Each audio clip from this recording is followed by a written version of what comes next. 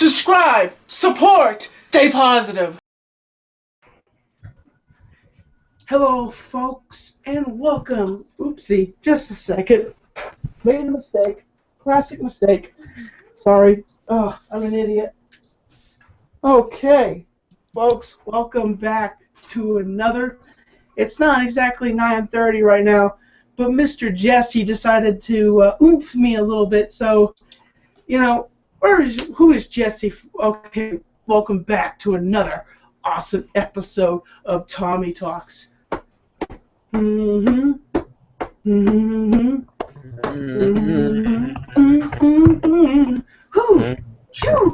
Well, folks, my guest tonight is none other than Mr. Jesse. How are you doing there tonight, Jesse? Doing good, man. How are you? I am doing good. Do me a favor. Do what you just did with the pounding on the chest, but do it sitting down like you were before, because that shit looked hilarious the other way. Well, actually, I stand up most of the time for the show. Well, then fuck it. I'll do my bit anyway. Oh, sorry. I said the damn word. Ooh!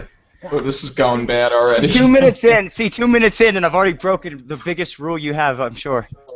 Don't worry. Except for nudity. There's that one. I understand. No, anyway, what I was going to say, like, you look like Sergeant Slaughter mixed with a Super Trooper, and maybe a little bit of Blues Brothers in there, actually. Come on, shake a tail feather, baby. Come on, shake a tail feather. You always dress like you're like, you remind me of Tommy. I don't know if everyone knows what this is out there with the kids and all, but you look like a pimp almost sometimes. Right now you look like a detective in like, I don't know, NYPD Blue or some shit. You look like Dennis Franz. with blue jeans on. Yeah. Oh, you always look good. I like the hat. I've always liked the hat. That's a good gimmick, Yep. So, by the way, how did the Joe Cronin show get started? Was it kind of your brainchild, or was that Joe Cronin's? Well, this is typical Tommy Talks fashion, but I'm going to have to go let this dog out, so this interview is going to get real weird for a second. Okay. You're all good, man. I'll be right back. This is perfect, though. This is exactly what I would expect. Like, this is why I would tune in. I love this. Sorry, I said it again. So, folks, that's Jesse right there, and he's from the Joe Cronin show, and he has to go let his dog out. You see, as he tries to grab his dog here, and Jesse is walking his dog towards the door, and so the dog can go relieve itself, because if you don't let a dog use the bathroom, the dog will explode. I've heard of these stories where if dogs don't use the bathroom, dogs will explode on impact. Well, a man has to take care of his bitches. You know what I'm saying? No. I would not go any other way. No, Tommy. You don't let that crap inside your house. You do not want that. It smells bad. Just probably picking it up with a paper towel. This is going to be weird, but I'm going to have to get up again to let her in, so. Next thing, dude, if you hear the sound of that's your dog exploding because it can't use the bathroom. No, but yeah, this is great because if it wasn't that, that's Tommy Talks. It's not like everybody else. It's different and it's good stuff. So I like it. And thanks for having me on, man. I appreciate it. I like your show. I like your style, and thanks for having me on. I couldn't say no when you asked me. I didn't expect it, but I was just like, oh, of course I'll be on, man. I love your show. So yeah. Thanks. So awesome. What was the with the Joe Cronin show? Where exactly did that bubble form? I think that was Joe, kind of him and Tosevich, Chris Tosevich, who's dead now, but he was when he was alive, he was man number 2, and they had a debate over. We were just talking about him, Bray Wyatt, and whether he was good or bad. I think Joe was. I forget which way it went. So one of them disliked, one of them liked. They had an argument. It was like the first state of the WWE. I would bet somebody needs to mute because it's like echoey from somewhere.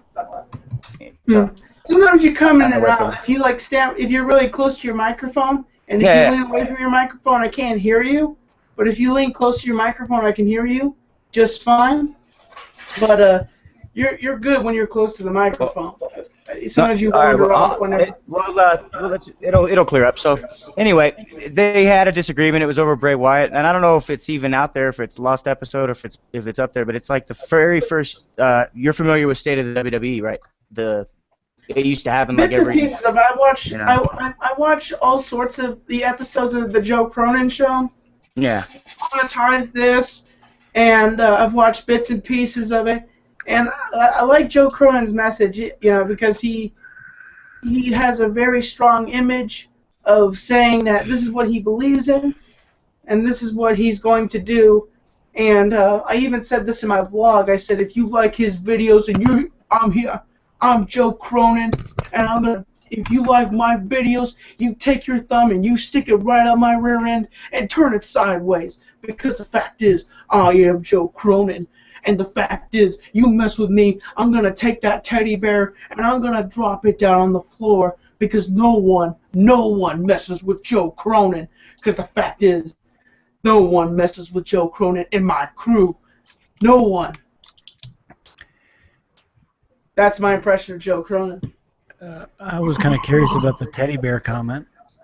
Well, yeah. That damn bear. That damn bear. He's messed with Joe a few times. That's actually, speaking of how it started. What really started it was what gave Joe the momentum and made him realize that, hey, there's something here, was SummerSlam 2013, and that's actually where I began with them, which is basically as a fan.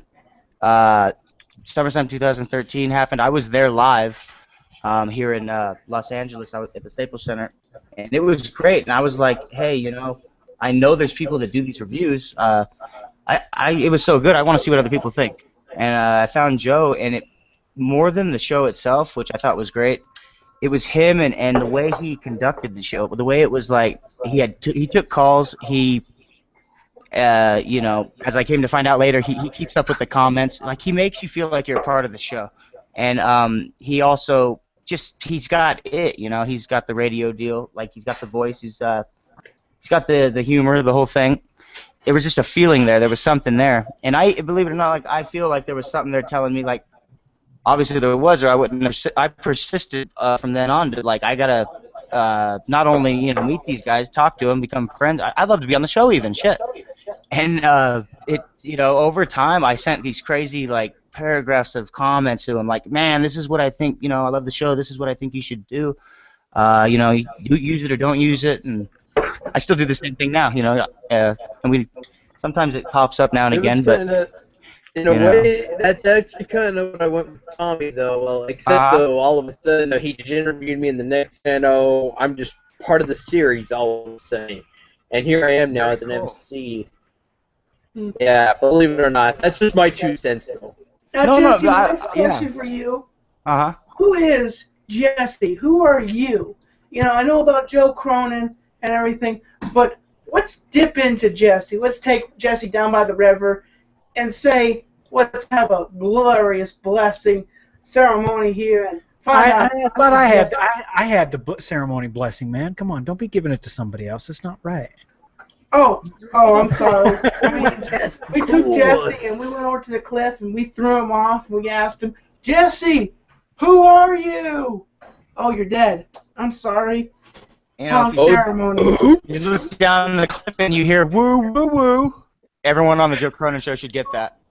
I can't believe it. Jesse, I can't believe you just made fun of one of the best wrestlers out there. What, the Long Island Hero? No. Yes, Zack Ryder. Woo, woo, woo. Fist bump to the face. I'll be honest. Sometimes that hit to him when he does the boot to the face, sometimes he does hit that pretty sweet. Though I will give him that. But he's got a bad gimmick. McMahon never gives him a chance to rise up. He gives him one chance. He gave him a chance to fly. He threw him off that cliff. Oh, you mean how the fact that Kane took him and threw him off the ramp? And actually, I didn't even see that. I'm actually going on a bit that I did on Joe Cronin's show, where some kid called in. This is actually something that's really cool about Cronin's show. Like, we're ending the show, right? The music's playing, and This fucking kid. I'm sorry. Shit. There it is again. Number 3. You can charge Oh, me. warning number 3, dude. You gotta be Man, I'm gonna careful. be- You got to put the disclaimer up now. I mean, come on. You're gonna owe me like Disclaimer, people. time we're done with There's this. gotta be profanities in this episode of Tommy Talks. Get Well, used this to kid it, calls or up. get out. We're going out. Joe's like, all right, thank you for being here. And then this kid calls up and goes, yeah. So I think Zack Ryder's gonna get a push soon. And we're all everyone's sitting there silent, and the music's playing. And I just go, what, like off a cliff? You know, getting a push. And like, so that's what I was going off of right now, is just like that. Like, the show's really cool, and it's actually helped me to answer your other question. It's kind of helped me figure out who am I. Like, that's something I can't answer that great, but I can say I'm loving and caring, even to the point where it's weird. Like, just Jesse, have you ever thought put me in a about place where I creating you know. No, I don't have time for that kind of thing, and it's not. I'm more of a collaboration guy. That's why Joe Cronin Show works for me. So like, that's who I am. Like I work good with people. Like I care about people. I love people, and if I'm not around people, and if I don't get a lot of change going on, things get stagnant. You know, it hurts me. It doesn't make me feel well. Like, you know, I need, not only do I need people, I like to help people, make people feel good, and I feel like on the show. Everyone's kind of starting to figure that out, and through comments over the last year and a half, almost 2 years, a lot of people, like, they really look forward to it, especially things like Monetize This, even the raw reviews, but like really like Monetize This. That to me is when I started realizing, wow, you know, wow, Jess, you really are picking up on something here, you know, and that's important to me because you know, like when you said that next thing you knew you were on Tommy Talks. Now, did you have a feeling like you were going to be on there, or did next thing you knew you were just on the show? How did that go for you? Because for me it was like I knew it was going to happen. It was weird, and it was some kind of like, and I knew that this Monetize This that they did. I saw this show they did. All Tosevich, Tommy C from Shot from a Point, and also Joe Cronin. There's the 3 of them did this show where they just talked. They went over several subjects, just shooting the shit, you know, just talking, just people talking, and it was so good. And all those people are the ones who are on the show now. And I told them, and everyone was against it. I was like, Monetize This, man, you got to do it. Now we're on our 30th episode, and everyone loves it. It's everyone's favorite show, and I feel like, wow, I feel like I'm a big part of why that came to be, and it's made me kind of realize who I am. Like, I'm the guy who can. I know what works with people. Like, who goes where, and you know, like what chemistry melds good together. You know. So be honest, you're like Cronin's agent. No, it's not even that. Like an agent would handle like technical stuff and more logistical, you know, things. I'm more of a feeling guy. Like I know, like, hey, I like guy Tommy. You know, I don't know if you say your name or not on the show, but you know, I like you. I got a feeling from you. You know, I get a good feeling from all you guys here. I don't know anything about you, but I don't need, like, I go by what I feel. Whether it doesn't mean you're right about every last thing. Everyone has their good and bad sides. But I'm the guy who can, you know, pick out the feelings in people, and also if you're looking at it in a professional way, I know what cast to put in a movie. I know what people like the guys on the show. I feel like we haven't done it yet, but I'd like to become like more in a production role rather than be on the show. Producer, you're trying to say. Yeah, or I can do both, but I feel like my talents lie in more of a production role, maybe a writing role. It's interesting. My producers are Anthony and Mark. Yeah. Those are my main producers now. And that was really cool. I didn't realize until tonight that you have all that. Like, you have a guy to put my name in and put the titles and all this. I think that's really cool, man. That's the little bit of structure I feel we need on Joe Cronin's show. But at the same time, you don't want too much on that show because it's such a. It made me realize how well you can work with people.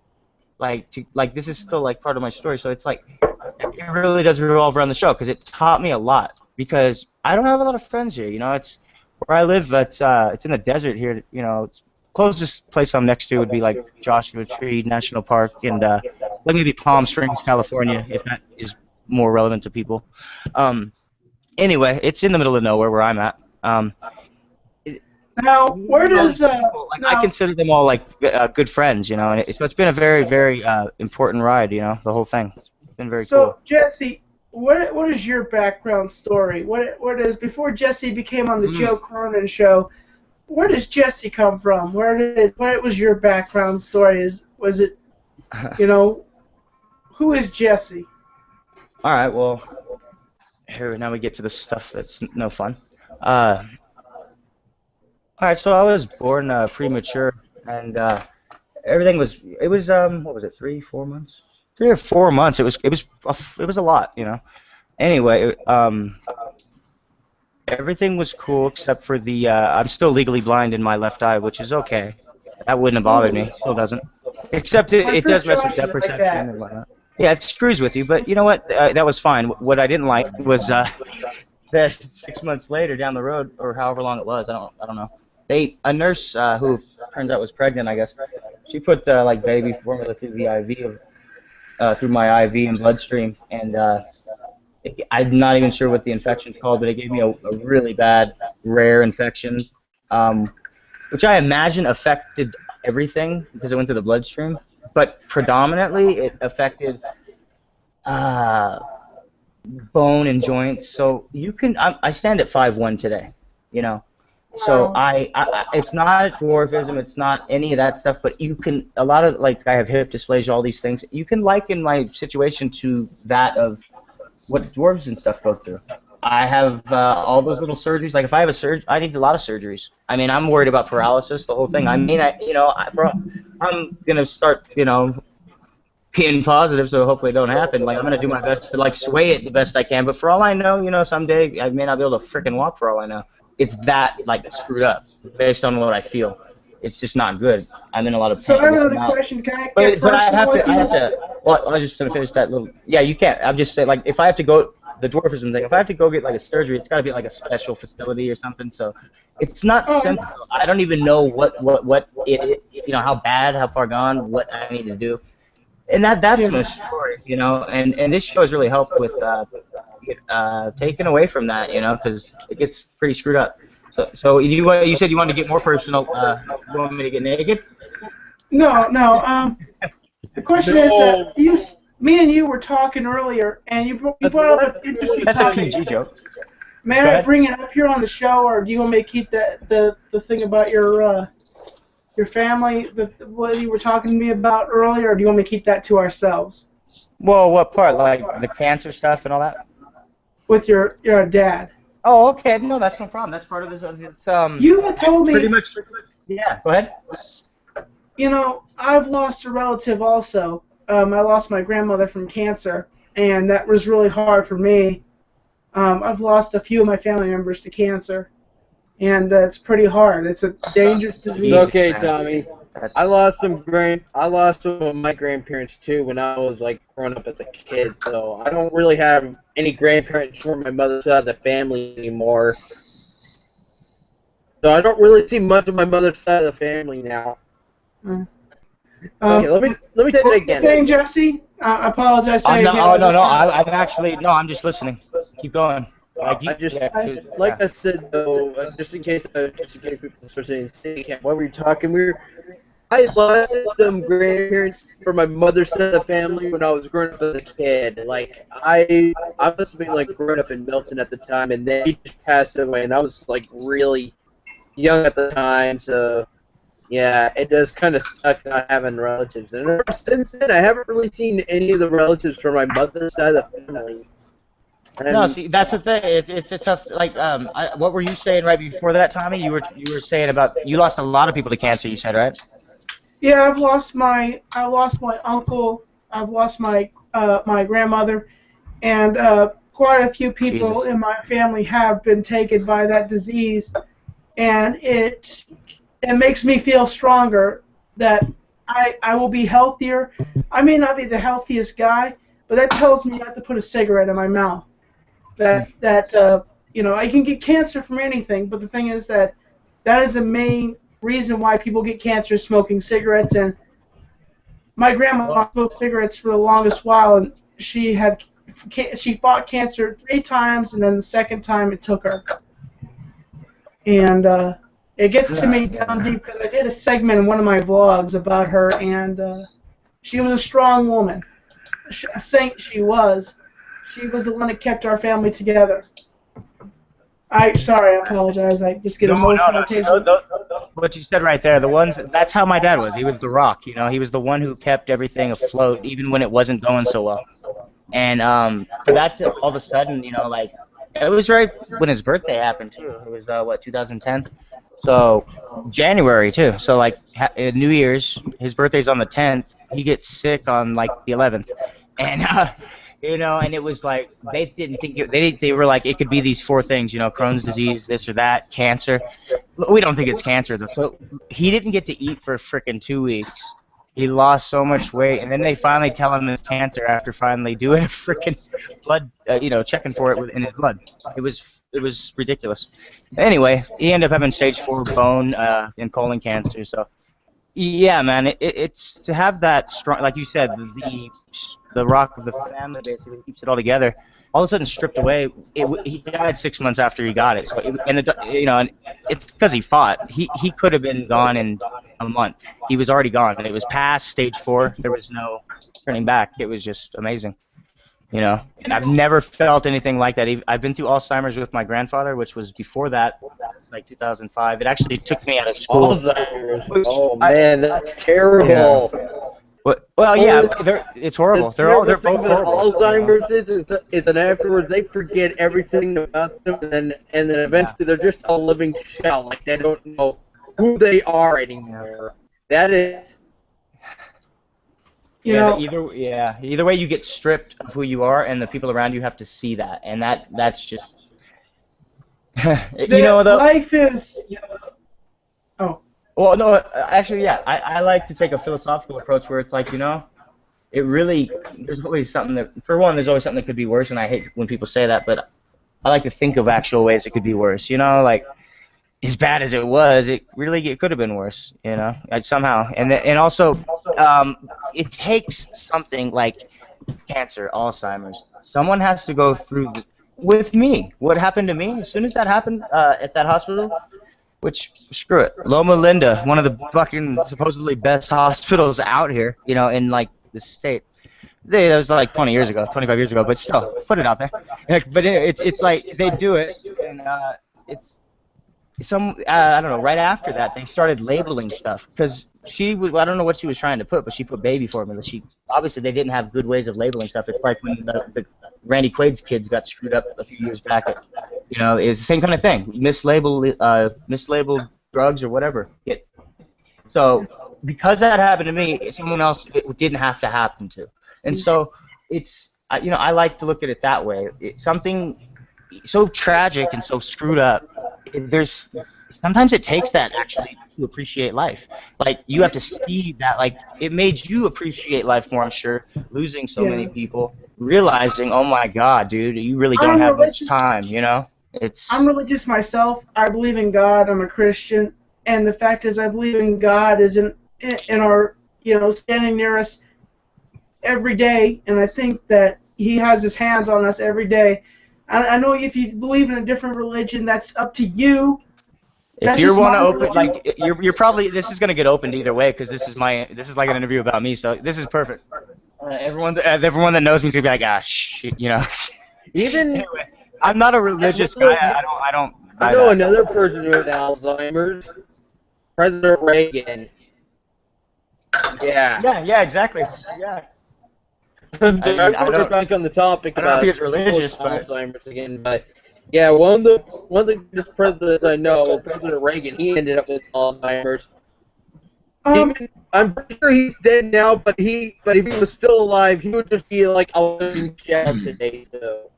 God bless the Gipper. Jesse, Jeremy had a question for you. Also, a question about Joe Cronin. Jeremy, I thought we were in religion. Where are we? Oh, I'm sorry. If you want to keep on, Well, I'm not religious, but I am spiritual. Like, to me, religion, it doesn't matter. To me, religion's just a power play. It's a control thing. It's tyrannical. It's ridiculous. But I do find, you give me anything, any piece of advice, any wisdom, the Bible to Buddhism, Christianity, any of it, without telling me what I need to believe. You hand me any one of those pieces of literature or anything someone says that follows those beliefs, and I will find something in every last one of them and use a piece of it. I'm like, I think it's called a Unitarian or something like that, where I find value in all religions, all philosophies, all ways of life that are just perceptions. You know, you don't have to even think about any of that. You just have to think, this is what I got to do, and this is the way to do it, and that's your way of life. That's your philosophy on life. I'll find value in it. Like, whether it's for me or not, I don't know. I'm forever changing. So, but Well, it's a spiritual thing. So for you, religion is your way of yeah, connecting. I dig it. Christianity, You know, but I I have dig it. nothing So against any other people's religion, and if they then have go that with me. opinion of their religion, I understand. Wait, You know, I got a don't- question for you, Tommy. If I may ask you, what is your opinion on medical marijuana? My opinion on medical marijuana. Well, that's okay. My opinion on that. It's definitely I think it's people can use it, but the thing is that people just have to be careful how they use it, and they should use it in the medical terms, because sometimes people can use it for the wrong reasons. But the thing is that here's the thing: if the dealers are making the money and the government wants to get a percentage of that money, the dealers are not going to want to give up their cut. They're just like, we're making our money. We're just fine. We're going to sit back and retire, but we don't want to work with the government. We don't want to walk up to a guy with a suit and tie from the United States government and say, we want a percentage of your money. And that's when you run into the big problem is with these dealers, these drug dealers that are pushing the weed and the marijuana, is they basically don't want to share the money, and they want to keep their money, their percent, and make This their isn't millions. it's not like it was like back. This isn't cocaine, man. The only people that treat weed like that anymore, or that is the cartel. I mean, and I mean, it's like it's not like that really anymore. Most of these places, government, whether the government's involved or it's just a state thing, they're collectives. They care. I've never seen places that care more about people. I swear to you, like these places will go to the ends of the earth because they have people that are cancer patients and whatnot, and they realize, oh my God, this helps. Like people that have MS, people that have fibromyalgia, you name it. Like somebody has all these drugs and none of them work, right? And then they take a little hit of pot. They have a brownie. They eat whatever they do. My dad, he had 15 to 20 different kinds of pills, and all of them just made him feel like crap. They all were very expensive. They put us in a very big amount of debt, and none of them worked. And they, $200 a pill just ain't gonna cut it. When I was getting them, I spent a lot on edibles too. But the edibles, the thing is, without those, I don't know what we would have done. The guy could sleep. It made him eat sometimes. It was amazing. And it was the only thing that would work. It's just amazing. So. I agree with what you're saying. If it was still kind of like that, and it's very rare. People don't see marijuana like that. It's only cartel does, and that's not even marijuana they have. It's like 99% poison. It's literally like pesticides and stuff. Now, Jesse, I have a question for you. Sure. Now, this is a different segment now. It's an open forum. But what's your opinion on the direction the WWE is going? Oh, Christ.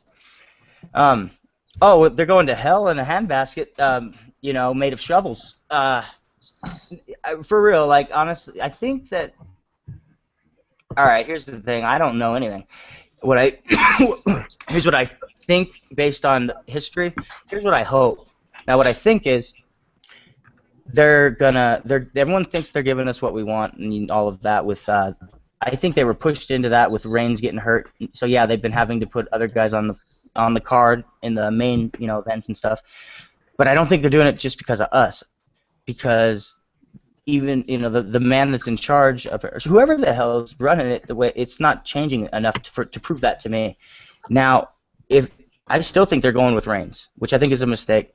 But I also think if they did it and went heel, maybe put him with Paul Heyman, that could work. Or what I hope will happen, I think they're going to go with Reigns if they can. That's really what I think is going to happen. What I hope happens is that they say, you know what, Reigns isn't ready. Let's make Reigns work, but let's put the title. let's give let's give that to someone else where it means something. They're ready.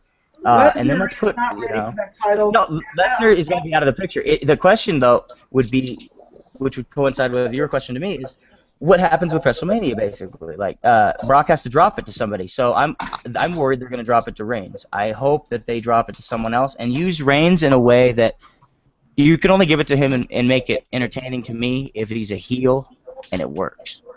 And it's Paul Heyman or something. I mean, don't let the guy talk, you know? Let him get better at talking, but it's not his forte, you know. He's too I'll be nice. honest, one wrestler that I thought was amazing, and it was from the past, was Bill Goldberg. And I said this on your show. I said this, Bill Goldberg, he was better when he just came out. And today, if Bill Goldberg was in his prime, he would be the face for WWE. He would be taking names, kicking ass. Sorry. What the heck? Talk against me. All right, I want to hear. Why the heck do you think that? Why do I think that? Because Bill Goldberg is a main play, is a name card. Oh, and by the way, Tommy, I don't think there's anything bad saying the word ass. No, I'm saying it now. Oh my God! I almost. You guys, Jake Link could get on here and you could ask him what his favorite cuss words are. Let's get back on topic.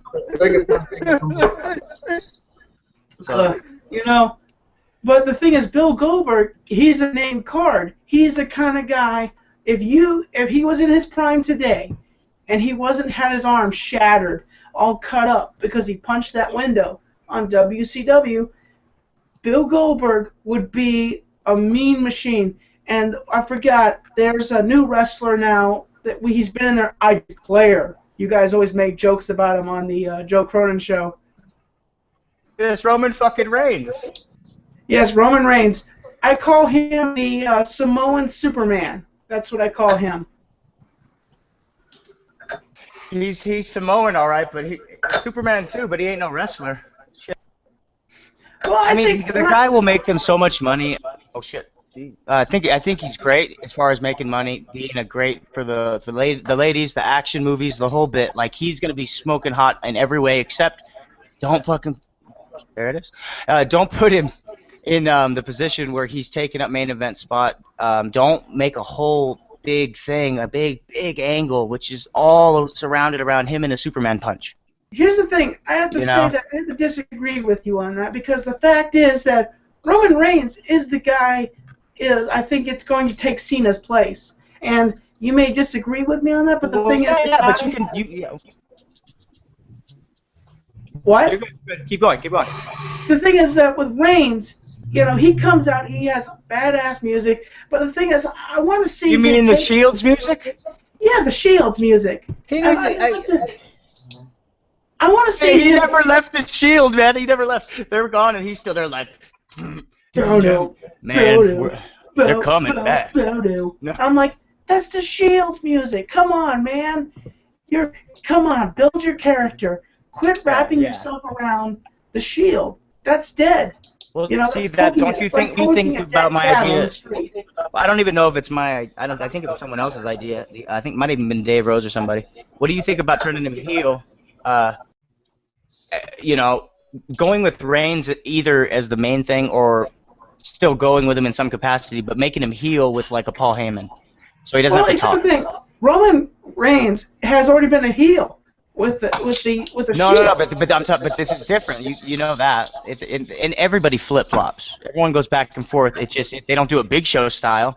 1 week you cry and next week you're knocking out a kid, but or eating a baby or something. But but everybody flip flops, so that to me isn't a big deal. But I think putting him heel, he's not interesting to me the way they're doing him right now. It is so insulting. It makes me. I really like. I had people over like a week and a half ago. I watched Raw for like the first week in a month to prepare for the show, and I had to apologize a couple times. It was ridiculous. The best part of the night though was like. One of them who was watching, for like 20 minutes, she said a couple times, like, his face has not moved. You're talking about John Cena. And I thought that was freaking funnier than hell. I mean, shit. So, but otherwise, I was ashamed that it was on TV. I had to apologize. Like, all I kept hearing was like, "Oh, this is ridiculous," and I'm like, I know, you know. So, I don't like it. I don't like the current thing with Reigns with the product. Dean Ambrose is okay, but they're killing it. Seth Rollins, they're doing some things that are working, and Dead on Dave's probably like, "Damn it, Jesse, you know, it's not that bad." Speaking about Dead on Dave, tomorrow He is sexy, isn't he? 12 or 1, I'm going to have Dead on Dave on the show. I'm going to have a special show for him. And I just want to let you know that so you guys can tune in tomorrow. Dead on Dave is going to be on this show, and there's going to be something special happening possibly. We'll see if it happens, but it's I have going to to ask you, happen. Tommy, did you clear that up with Dave, or you shooting from the hip here? Or Yeah, Dave knows about. Dave knows. I asked Dave Oh, about. I know, because I was just making sure because of the time zone deal. The time zone. Yeah, I already asked Dave. I said, Dave, why don't I do a special show for you on Monday? And Dave said, yeah, let's do it. Let's do it on Monday. So, Dead on Dave, the guy is going to be here, and I'm going to interview him. We're going to ask questions about WWE and go on rants if we want, and there's going to be something interesting happen. You got to reach out to that Dead on monthly, Dave's channel, you know. huh? Are you gonna have that guy on? You got to reach out to your secret admirer. Oh yes, that's going to. If I reach out to him, I'm going to have him come on the show, and I'm going to have something special happen. Something really special. And I'm going to take my big thing here, I'm going to pop it open, Right, pour Doc? some water in here. You're gonna make a suit out of him. I mean, you know, I would. You got all that beautiful land out there, you know. You could put him anywhere. Put him, you know. Well, you know, we'll see what happens. But you know, the fact is, Jeremy, you had a I'm question still for. channeling Tommy C. I don't know. They're all gonna. I wonder if anyone notices who's watching, who normally watches. I've been like channeling Tommy C. for like a week. Like I'm getting it back though. Getting my voice back. Hmm. No, but Jeremy, I've noticed it. It's great. Go ahead. Jeremy, you had a question for my guest here. What was that question exactly about? Yeah. I remember. Yeah, can you hear me? Yeah, we can hear you. Yeah, we got you. Yeah, so my question, we kind of discussed it a little bit already, but basically was with Joe Cronin, and I was telling you, beforehand that I really didn't know anything about him. Tommy told me about him. I checked him out a little bit, and yeah. So other than the basic answer of because we can, or something to that extent, my question was, and I made a video. Paraphrasing me right there. I'm just curious. You what now? No, like what you said because we can. Now, where'd you get that from? The old noggin. Oh, okay. I was just wondering if it was something I said or something that maybe you heard on the show. You know. Oh no, I haven't watched that much of it to know that much. I just figured that just looking at Joe's style or y'all's style, that's would be kind of a response that I think I might get. But it's a legit question. I think, especially for somebody who's a novice and just basically perused the channel and didn't really get into it all that much. But basically what I said on the video that I'm putting up was I didn't bash Joe or anything like that.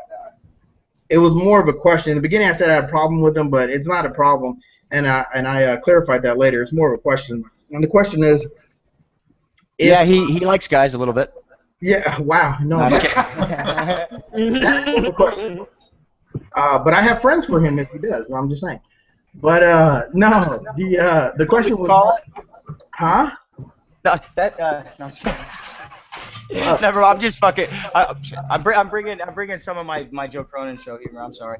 It's cool, man. I'll bring Gay Antford with me. And we'll only some people get it. Like Tommy and Joe are the only ones laughing right now. But anyway, so just a quick question, and the question was, it seems like every show that Joe does is basically kicking the WWE's ass and saying how bad the product is. And my only okay. Yeah. And my only question is, And like I was telling you before, most of the time when people don't like something, they stop watching it, or they'll give you the great like, if you don't like this, change the channel type thing. So and that was kind of what I was saying before. If he hates WWE, hates the creative, hates the product, hates what's coming out, other than to make videos to kind of bitch about it. Sorry, Tommy. What's really the point? And he kind of explained it, so it kind of makes more sense now. But yeah. Well, I explained it off air, but yeah. Well, all right. Here's the first thing, which I didn't say off the air. I don't think. Which I think, because I think he said this before. Like he loves WWE still. It's something that's been a big part of his life. He even tried to go be a wrestler, for Christ's sake. So it's not that they hate any of it. Hell, I don't hate it. Like I'm the most cynical guy on the show. But it's because it's what I see. I feel insulted when I watch it. It's the current product, which does piss all of us off. Dead on Dave on our show, he's the most positive guy about the product at the moment. But even he admits sometimes, like, hey man, I gotta be that way but the show was crap. But he'll tell you, he will pick out the best parts that he sees. But the current product is bad right now. It is in a weird. It's in this transitional stage possibly, but it's still a bit too 1995 Doink the Clown, but really but to really go on because you made it. He doesn't hate the product at all. Yeah. I guess I should have used. It's fine. It's okay because it can come off that way. You're absolutely right. And the other thing that people would notice is that some people have to deal with a dog. The other thing that people will knock the show for, which they might not get right away, and some people get us right away, is that it's not necessarily like a straight review show. It's not just going to be, your straight kind of like Sports Center kind of for wrestling kind of thing. Same way Tommy C, he's on Shot from the Point. He does hockey. He's not like your average. I don't watch sports, so I don't know who to compare him to, but. He's not just a standard hockey guy. He gives you the stats. He's got guys that do that, but it's entertainment. We come across. We want to give you like the raw feeling of, hey, we're fans just like you. We want to connect. We see that our show, like a good comparison. I'm gonna shout out to it's one of our. They're ahead of us a bit, but it's one of our main big guys in our field of competition. It's Bruce Blitz. They're more a straight shoot, but it's still entertaining. But with us, you connect more. It's more of a connection with the audience. Like, hey, this is what we feel. That's why fans come to tune in. They're looking for a review or they're looking for the pay-per-view, and they see us and they go, oh man, I like this. Something about it. I feel like I like this. So that's what we do. That's what our show is. So what is it that you watch when you watch the show? I'm curious. I meant to ask you this earlier. What do you see? What do you think the show is, and what are you looking for? Like, what was your perception of the show when you first watched it? And like I said, now hearing that, it makes things a lot different. But initially, exactly. Initially, what I thought the show was kind of I don't want to say a review show, but more along the lines of like a review / inside scoop / when a wrestler's getting hurt or something's happening behind the scenes that. We don't know about, maybe something along those ideas. And I did expect, there to be bad things because, I think there's horrible ideas. I think the freaking Adam Rose thing, I think is retarded. I think the Bo Dallas gimmick was just not complete. I think the Ascension thing, whatever the heck they do every time they come out is, speaking of 1995, trying to bring back Demolition. These two out of shape, looks like they're in their mid 50s or late 40s coming out. You're naming thing after thing. It's like you're just see there it is. There's the example right there. We are you, and we're just on the air talking about it, and we're taking your calls as well. So that once you get that, you probably end up just that's what makes people dig us. Sometimes it takes people a while to get that, and some people get that right away. Jesse, I want to let you know something. I used to do stuff like that, here on the Tommy Talk show. I used to do a segment called Skype Calls, but I got tired of all the garbage, and I got fed up with it. And I don't bring it up. Like haters and stuff? Like people like negativity? And trolling, right, Tommy? And I just didn't have somebody to monitor the... I did have people to monitor it, but every single now and then a troll would sneak through, and I just got tired of it. So I made Tommy Talk strictly an interview show about the person I'm interviewing and the product that whatever we're talking about. And the fact is that, excuse me, sorry, my bad. Tommy, why would you drop that on the show? And letting the dog out was a big deal. That was great. Tommy's gonna love this shit, dude. That slipped. Oops, sorry.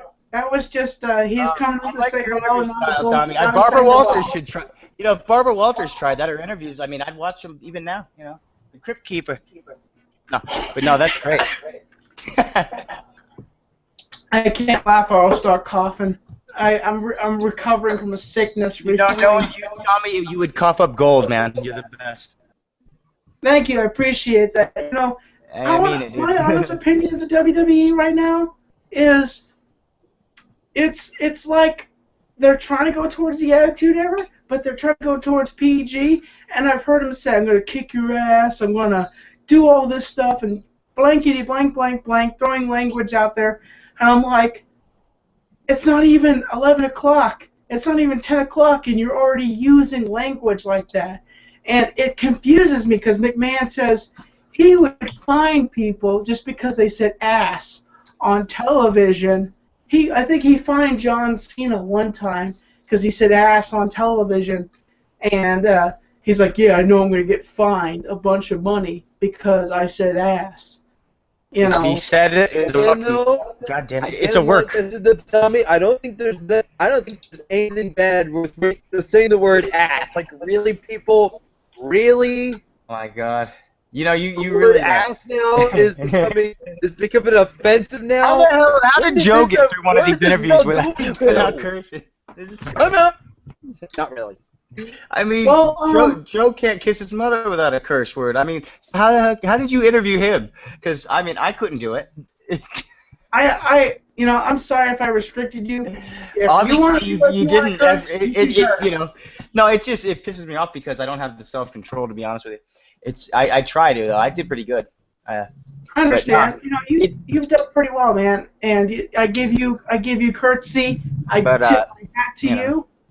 And, you know, the thing is that here on the Tommy Talk show, it's all about you and what we're talking about. And it gets random sometimes. Random is crazy. You know, I'm just honestly, I'm not that professional. People think I am professional, but I just have a couple of studio lights here, a tripod, some water, some movie. This is my room. Dude, you're as professional as you need to be. You are professional with the way you handle yourself and you handle your guests. You know, you invite me in here a little early. You make me feel comfortable. Everyone makes me feel comfortable here, and it's great. And like I told you, you totally should do your you should do the pre-interviews. You should at least tape them and maybe even release them because I'll tell you, everyone out there, we had a pretty good 20, 30 minutes in just chatting. And like, cause I go into like on mode, so, and none of it got caught. You know, like this guy, you were right. You said a minute ago, it gets a little random. Well, that's what we strive on over at our show. It's spontaneity and random. That's where the magic's at. You cannot plan magic. You can ways to help move it along, but you really can't even do that. You have to just follow when you feel it. That's what I'm good at, and that's what you are too, man. You know what you're doing. You are professional, but.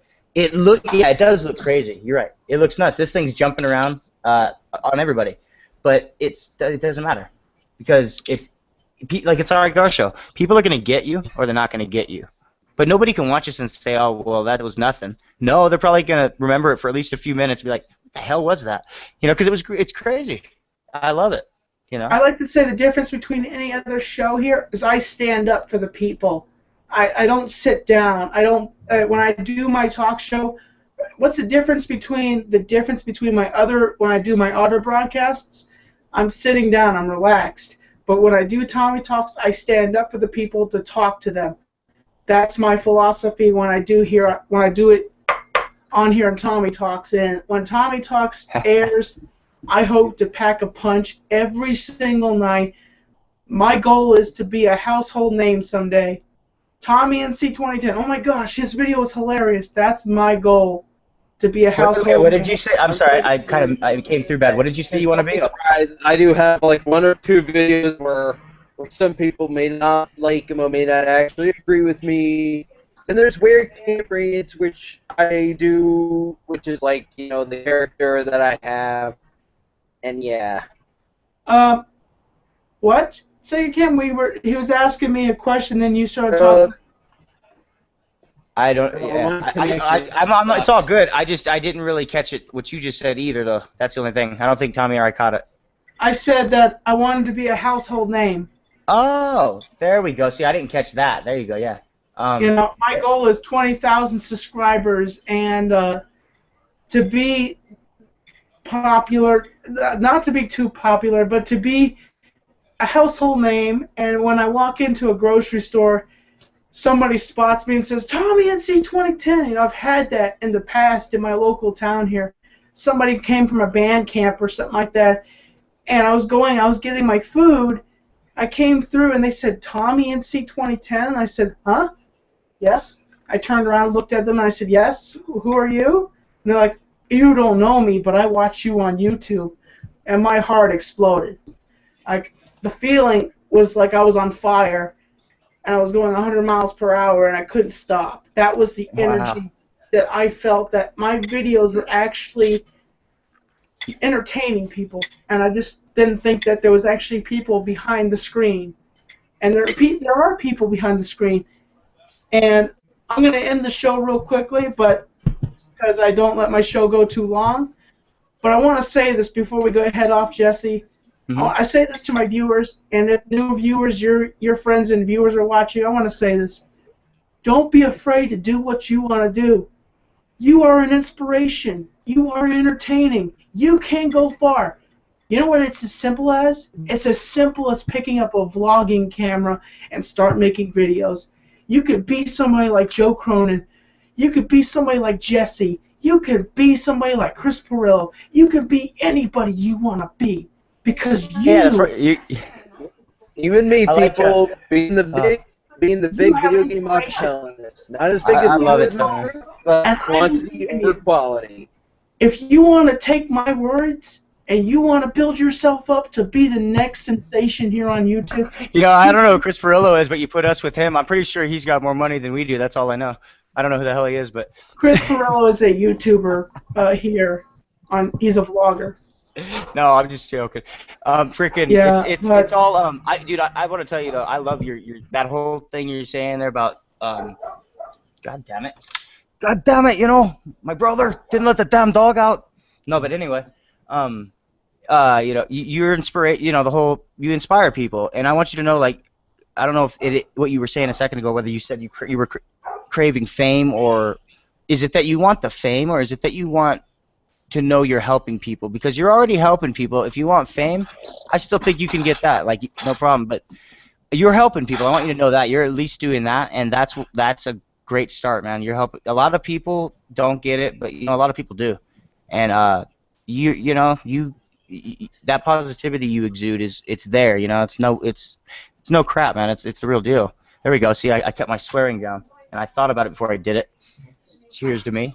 No, but no, really, man. I want you to know you're doing everything right.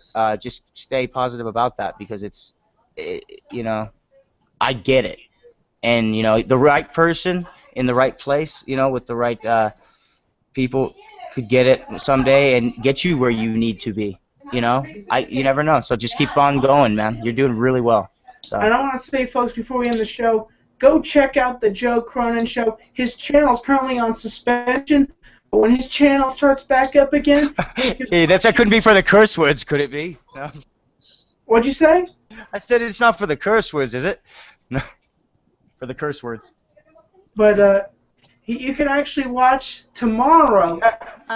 Tune in and watch the Joe Cronin channel on the... shoot, I forgot the name of the other channel. Spectrum Gaming 617. You can go to that channel... And you can catch Tommy C on the Shot from the Point. You could catch Dead on Dave on the Dead on Dave. You know, those are all the guys. You know, you got Dead on Dave. You got all those guys. Dave Rose. You know, they will be on the Joe Cronin Show tomorrow. And the thing is, Dead on Dave will be here tomorrow. around 12ish, 1ish, from his house, and I'll be doing an interview with him. And folks, I have none other than the Sega Cam Gamer, Mark Hyder, Jesse from my guest tonight, Jesse from the Joe Cronin Show, and also Geeks and Sports, and also Eddie Explores. Go check him out. He's always exploring Seattle with his amazing subtitles, and also Vlog Montana. He's been to Japan. He's been all sorts of crazy places. And the fact is, folks, thank you for watching Tommy Talks. And I'm Tommy NC 2010, and I'm keeping you on the inside fact. Peace out, people. And you can stay if you want, Jesse.